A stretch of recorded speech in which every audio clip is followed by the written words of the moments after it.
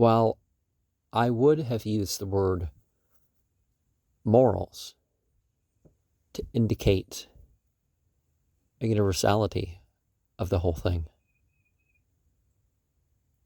it is important that we realize religion is not just prayer and what secular people will consider religious behavior. It is a way of life, a deen, as it's called. It can be seen as a set of encouragement and discouragement that comprises an approach that says something to guide on every issue. Now, we may be told yes or no, and we accept the claim of revelation or inspiration that gives the reason for that yes and no. But there's reasons that we can have faith in it, not just belief that it's been transferred to us.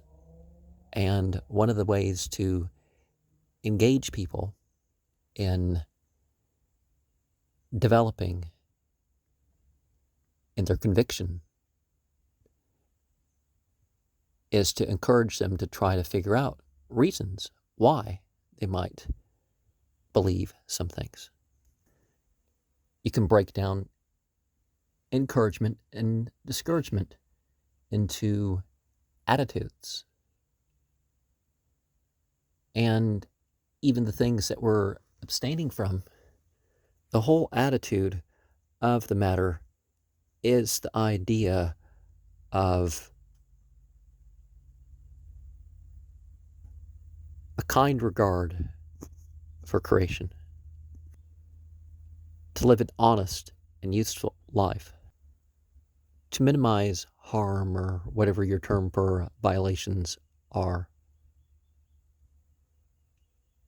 to prevent the bad attitudes. And some stuff people are like, well, probably not. But you add up the probably nots and then it becomes a probably. Lifelong bad consequences with so many things.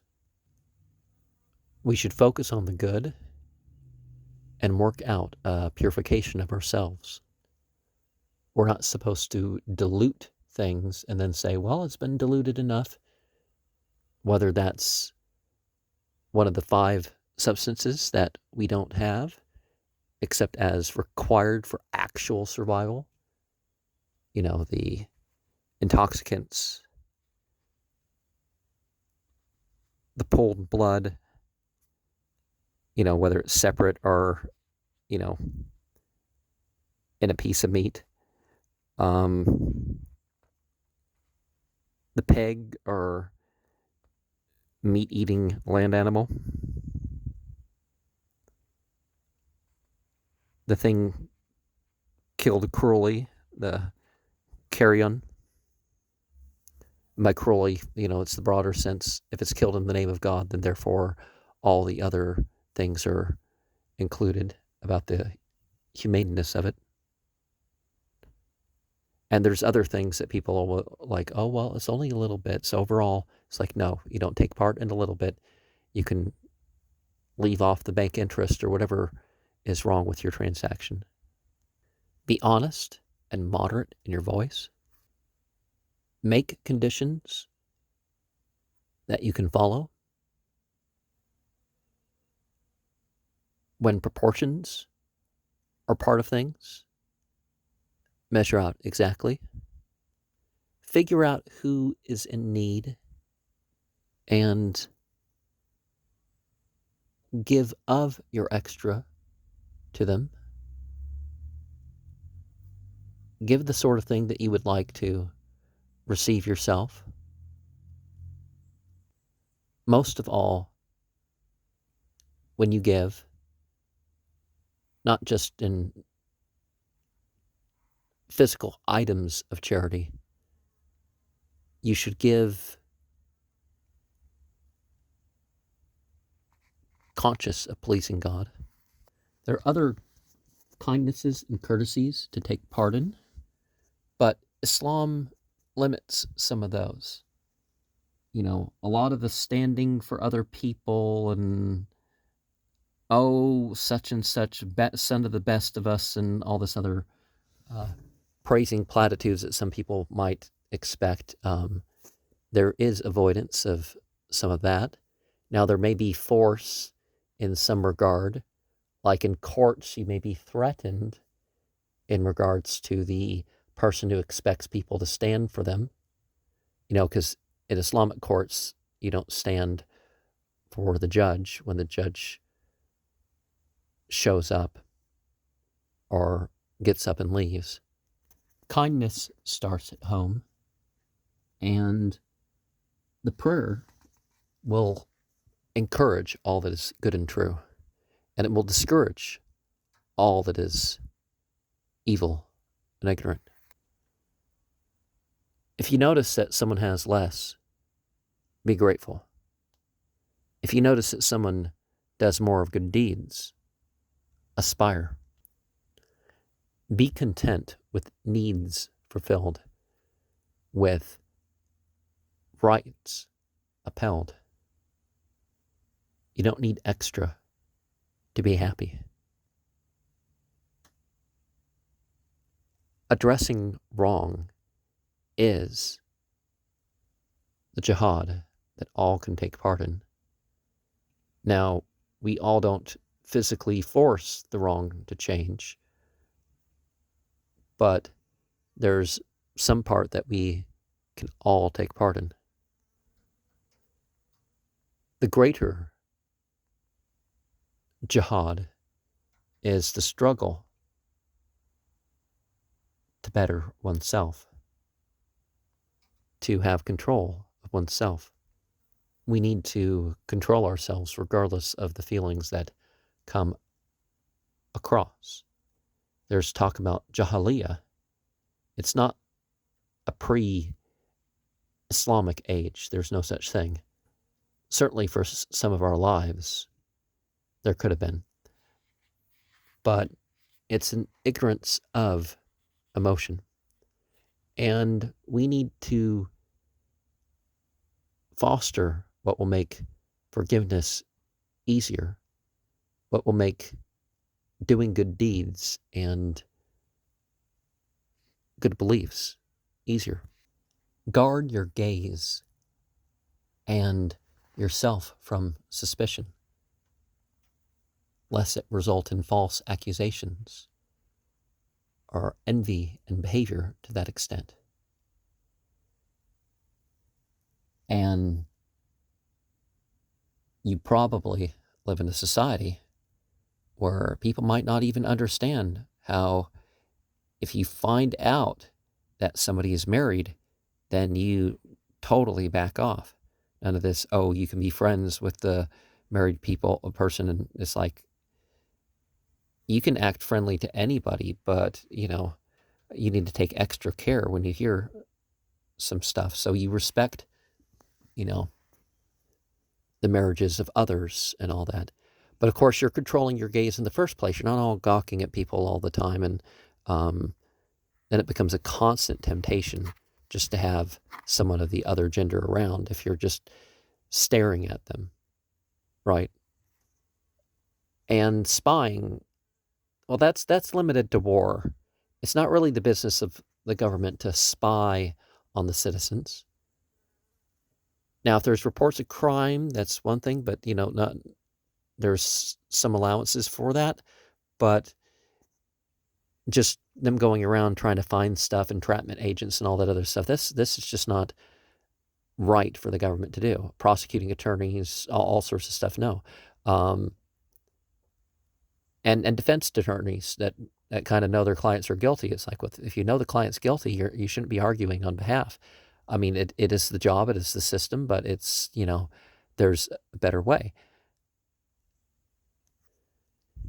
If you're not a witness to some sort of evidence or whatever, you're not supposed to pass on It's like, why are you accusing this person of this? It's like, oh, because people are just saying they must be. And like, no, you don't do that. And insulting nicknames. I know people making big money as comedians and stuff, but you don't do that to people. And pranks. What are you doing? You're trying to embarrass or hurt someone, and it gets to the point where even people get killed, and they're like, oh, it's just a prank. And it's like, and if there is something wrong, are you just bringing it up for entertainment? I don't watch shows like Law and Order because, one, it's fiction, and when it comes to fiction, it's basically just wasting your time. But two, it's the spreading of evil. It's not really addressing anything. Some shows are kind of giving you ideas of figuring things out, but some shows just tell the story of this, that, and the other. And I've heard of people committing crimes because of seeing things like Law and Order. There's responsibility, but also you don't go around and like expose your sin, right? That's not the point either. And you don't have to be a socialist or communist to understand that the greater good is what we're trying to bring about. So it's not just one person gets rich and then whatever. And Islam, on the other hand, isn't limiting the wealth of the rich. What it does is it, has obligatory charity that should be paid yearly. And some, like the mining fee, the mining percentage or something, could be paid right on the dot. But, the system should definitely regard the individual, the rights of the individual, even if they think that there's a collective whole to take part in. And one of the key points of charity, because you're addressing people with a need, is to, remove harm. So the people starving to death and all that stuff, that should come before any idea of war. And, of course, we'll get to that, right? Islam does not allow wars to extend borders, wars to capture slaves, wars to increase in other resources, wars to force conversion. There is that Hadith Qudsi that says that these people are cursed by God. Now, we have the idea of unfall. Certainly when there are wars, territory is captured, there are POWs, there are other resources attained, and people give up on their belief systems because it failed their society or whatever, or they accept for some other reason. We maybe encourage some stuff. This text doesn't talk about the encouragement of the year's supply or other preparedness, but we're not called to give in charity to the point of, being impoverished and begging of others. You give some and then you keep some. Praying, fasting, family life, things are kept in balance. Every man, woman, and child should be seeking to learn, and they should be seeking to,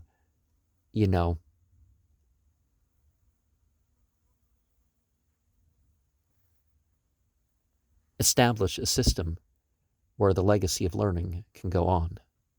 And this legacy of learning is not the sort of education that just encourages a nationalism, or it only promotes one school of thought.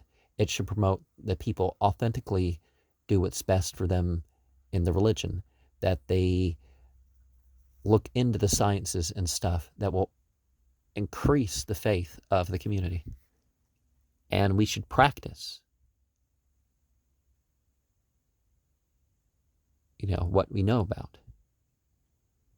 So the more we know, the more these principles can fill our lives, the more we can figure out how to apply them to the new circumstances. It teaches us an ethic of how to deal with parents, with children, with other relatives, with those that we don't know. A way that takes part in the safety and well-being of the neighbors, the disadvantaged, be that orphans or travelers or whatever.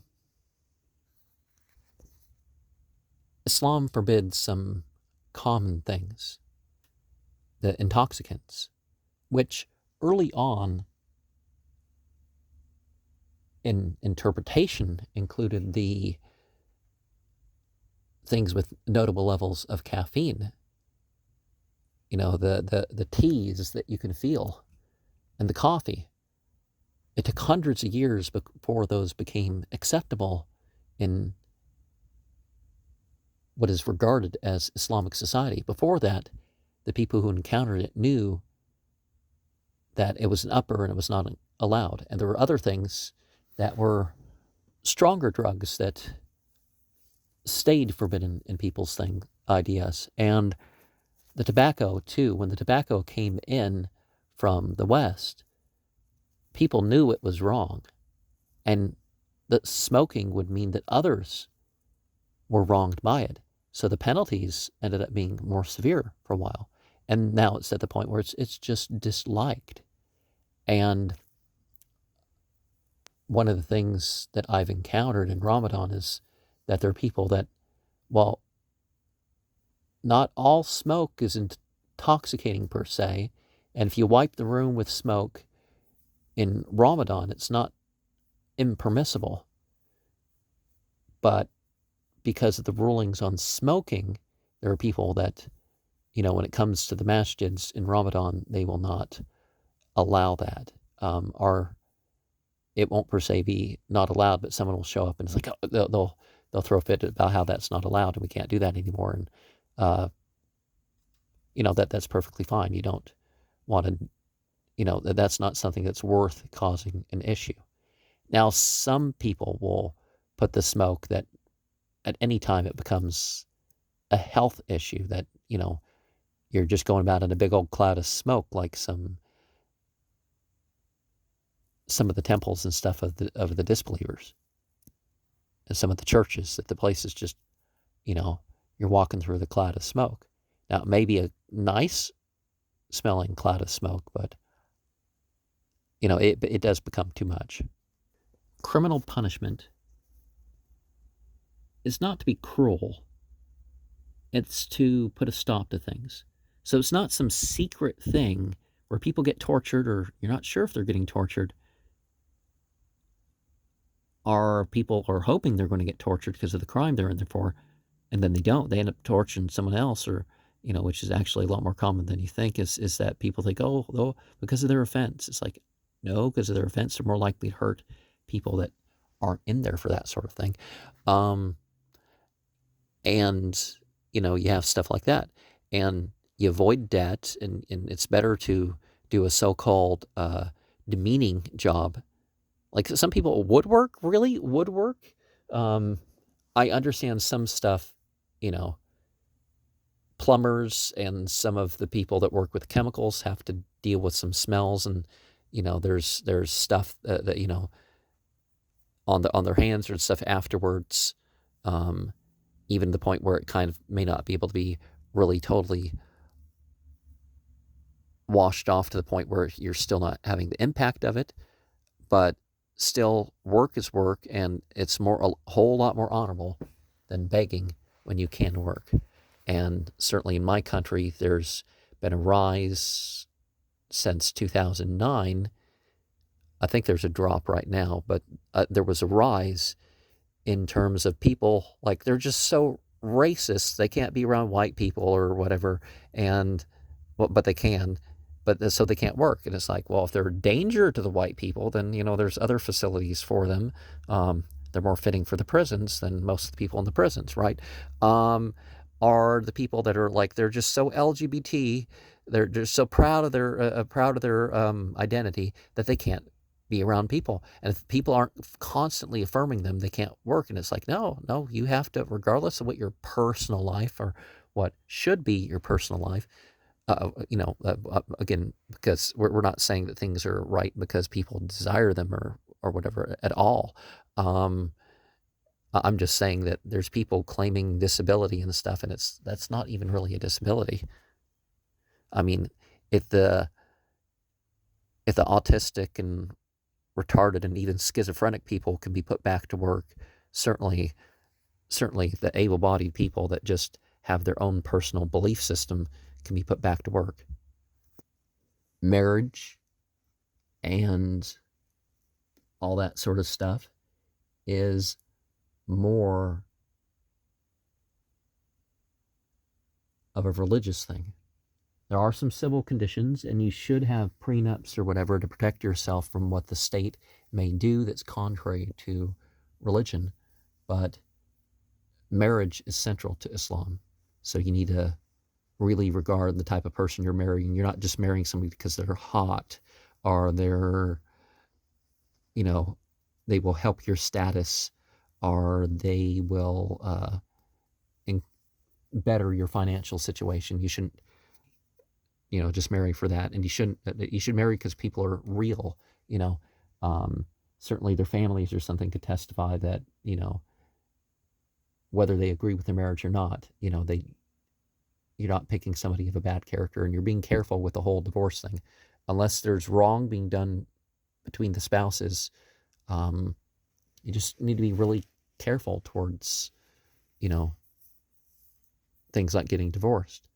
And we need to understand that legality, as we'd say ethics, are far, far outweighed by morals. So we don't wait to find out what the law of our land is. Certainly, adultery is worse than a lot of these statute offenses that people talk about. Drug use is not any better when it's a legal drug.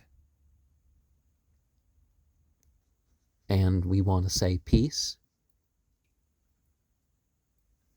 be upon the prophet of this age. We are asking God to bestow peace on all the righteous believers and enable us in our goodness to have an esoteric, and ethnic understanding of our faith and be able to live it accordingly.